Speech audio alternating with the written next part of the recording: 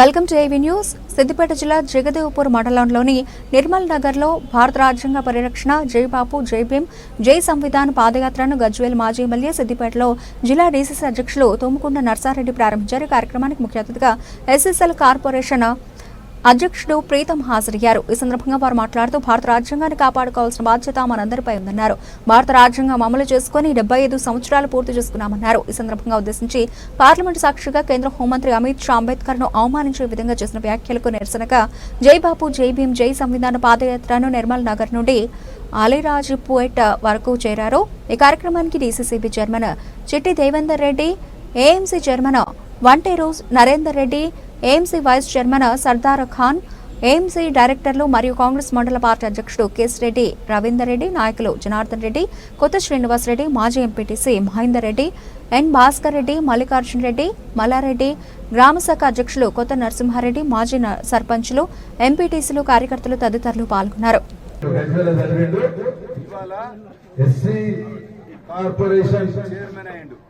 ఇంతకు మూలేమో పార్టీ తరఫున ఎస్సీ దానికి సెల్ చైర్మన్ కానీ ఇవాళ అందరికి అంతో ఇంతో ఇచ్చేటట్టు మీ అందరి బతుకులు బాగుపడేటట్టు చేయాలని చిన్న వ్యక్తి అయినా రేవంత్ అన్న ఆయన చైర్మన్ చేసిండు. ఈ రోజు వచ్చిన కారణం ఏంటంటే అమ్మా, మనకు స్వాతంత్రం ఎవరు తీసుకొచ్చారు? గాంధీ తాత. గాంధీ తాత అంటే బాపు అంటారు, అవునా? తర్వాత స్వాతంత్రానికి ముందు వేరే పార్టీ లేకుండే గాంధీ తాత ఒక్కడే కష్టపడ్డాడు. ఆయన వెంబడి కాంగ్రెస్ పార్టీ అంతుంది. కానీ ఇవాళ గాంధీ తాత మన కాంగ్రెస్ పార్టీ అధ్యక్షుడై కూడా 100 సంవత్సరాలు అవుతుంది.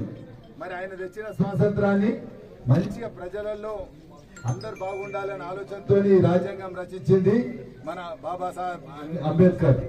అంటే జై బాపు జై భీమ్ ఈయన పేరు కూడా. మరి జై సంవిధాన్ అంటే రాజ్యాంగం రచించిండు, ఎవరు ఎట్లుండాలి, అందరం సమానంగా బతకాలి అనే రాజ్యాంగం రచించాడు సంవిధానం అన్నట్టు. మరి ఇవాళ ఉన్న బీజేపీ ప్రభుత్వం ఏం చేస్తుంది? మీ రిజర్వేషన్ తీసేసే ఆలోచన కూడా చేస్తుంది. మొన్న పార్లమెంట్ లో అమిత్ షా మన అంబేద్కర్ గురించి అవమానించే విధంగా మాట్లాడిండు. ఎప్పుడు అంబేద్కర్ అంబేద్కర్ అంటుంటారు, దేవుని పేరు అనకాని. మనకు కనిపించే దేవుడు అంబేద్కర్, ఆయననే అంటాం. ఈయన చెప్పింది ఏంటమ్మా, ఈ బాబన్ ఆయన కొంట ఆయన చెప్పింది. అందుకోసమే మన రాజ్యాంగాన్ని రక్షించుకోవాలనే ఆలోచనతో కాంగ్రెస్ పార్టీ ఇవాళ జై బాపు జై భీమ్ జై సంవిధాన్ అని ఒక యాత్ర పెట్టిందమ్మా. ఈ యాత్ర ముఖ్య ఉద్దేశం రిజర్వేషన్స్ కాపాడాలి, రాజ్యాంగాన్ని కాపాడాలని.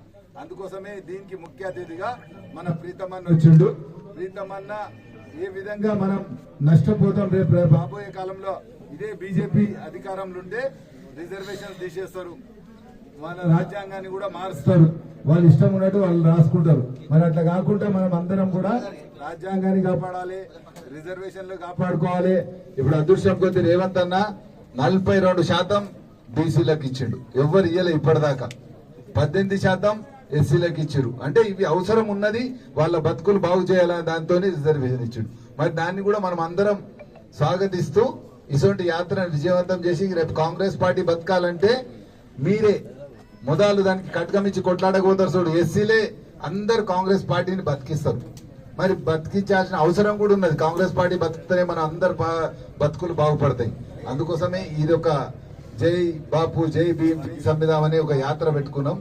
దీన్ని అందరు కూడా మీరు ఆశీర్వదించి దీవించాలి, దీంట్లో అందరు భాగస్వామి కావాలి. అదేవిధంగా ఇప్పుడు మన ముఖ్య అతిథి ప్రీతమన్న మాట్లాడినాక ఒక ప్రతిజ్ఞ చేపిస్తారమ్మా. ప్రీతమన్న మాట్లాడాల్సిందిగా కోరుతున్నాం. జగదేవ్పూర్ మండల్ నిర్మల్ నగర్ కి సంబంధించిన నా జాతి మిత్రులకు, నా రక్త సంబంధికులకు, కాంగ్రెస్ పార్టీ కుటుంబ సభ్యులకు, మా ఇన్ఛార్జ్ నర్సన్న, మండల కాంగ్రెస్ అధ్యక్షులు, మార్కెట్ కమిటీ చైర్మన్లు, ఇక్కడ ఉన్న సీనియర్ నాయకులందరూ కూడా, మరి మహాత్మా గాంధీ గారు కాంగ్రెస్ పార్టీకి అధ్యక్షుడిగా చేసి ఈ సంవత్సరానికి 100 సంవత్సరాలు అవుతుంది.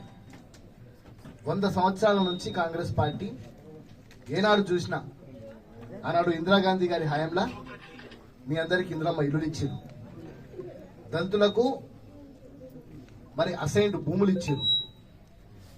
ఏం చేసినా దళితులు ఉన్నత వర్గాలు కంటే ఎక్కువ దళితులకు బహుజనులకే కాంగ్రెస్ పార్టీ పెద్దపీట ఇచ్చింది. మరి ఈరోజు 100 సంవత్సరాలు అయింది మనకు మహాత్మా గాంధీ గారు అధ్యక్షుడిగా ఉండి ఇప్పుడు 100 సంవత్సరాలు అయిన తర్వాత మధ్యలో 2 సార్లు సంజీవయ్య గారు ఆల్ ఇండియా ప్రెసిడెంట్ అయ్యారు. ఇప్పుడు ఒక దళితుడే మల్లికార్జున్ ఖర్గే గారు కాంగ్రెస్ పార్టీకి అధ్యక్షుడిగా ఉన్నారు. ఓ జాతీయ పార్టీకి అధ్యక్షుడిగా దళితుడు ఉండగలుగుతున్నాడు అని అంటే అది కేవలం కాంగ్రెస్ పార్టీతోనే సాధ్యం. మరి మనకు స్వాతంత్రం వచ్చిన తర్వాత ఆ స్వాతంత్రం ద్వారా ఆనాడు మా మహిళా హక్కులు బయటకు వచ్చే పరిస్థితి లేకుండే, దళితులు ఊరవతల ఉంటుండే. మరి ఆనాడు చతుర్వర్ణ వ్యవస్థలో 4 వ్యవస్థలు ఉండే. అందులో శూద్రులుగా ఈ రోజున్న బీసీలే కానివ్వండి, ఎస్సీలే కానివ్వండి, ఎస్టీలే కానివ్వండి, ఆఖరికి రెడ్లు కానివ్వండి, వీళ్ళందరూ కూడా శూద్రుల కిందనే ఉండే.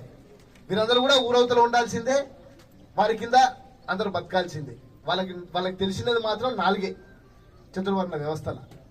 కానీ అందరూ సమానం అని చెప్పి మన దేవుడు బాబాసాహెబ్ అంబేద్కర్ మనకు రాజ్యాంగాన్ని రాశాడు.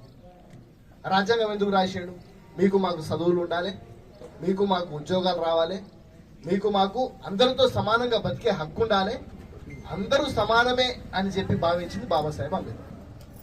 మరి ఈ రోజు పరిస్థితి చూస్తే మరి వాస్తవానికి మీ అందరి ఆశీర్వాదంతో ఈరోజు కాంగ్రెస్ పార్టీ ప్రజాప్రభుత్వం ఏర్పాటైనప్పటి నుంచి మీరు గమనిస్తే చిరకాల వాంఛగా ఉన్న వర్గీకరణ సమస్య మరి రేవంత్ రెడ్డి గారు ఈరోజు వర్గీకరణ చేసి ఏ కులంలో ఎంతమంది ఉన్నారో వారికి అన్ని ఉద్యోగ అవకాశాలు, అంత ఉపాధి అవకాశాలు, రాష్ట్రంలో వచ్చే బడ్జెట్లో ఎస్సీ ఎస్టీ సబ్ ప్లాన్ నిధుల ద్వారా వారికి పైకి రావడానికి నిధులు కేటాయించే దాంట్లో కూడా మరి వర్గీకరణ ఇచ్చినారు. మరి కేవలం ఎస్సీలకే కాకుండా మరి బీసీ మిత్రులు కూడా ఎంతో మంది ఉన్నారు, వారికి రిజర్వేషన్ ఫలాలు అందట్లేదని చెప్పి 42% రిజర్వేషన్లు ఈరోజు అసెంబ్లీలో ప్రవేశపెట్టినారు. మరి ఈ రోజే ఢిల్లీలో జంతర్ మంతర్లో భారీ స్థాయిలో ధర్నా కూడా నిర్వహిస్తున్నారు. 42% రిజర్వేషన్లు మా బీసీలకు ఇవ్వాలని.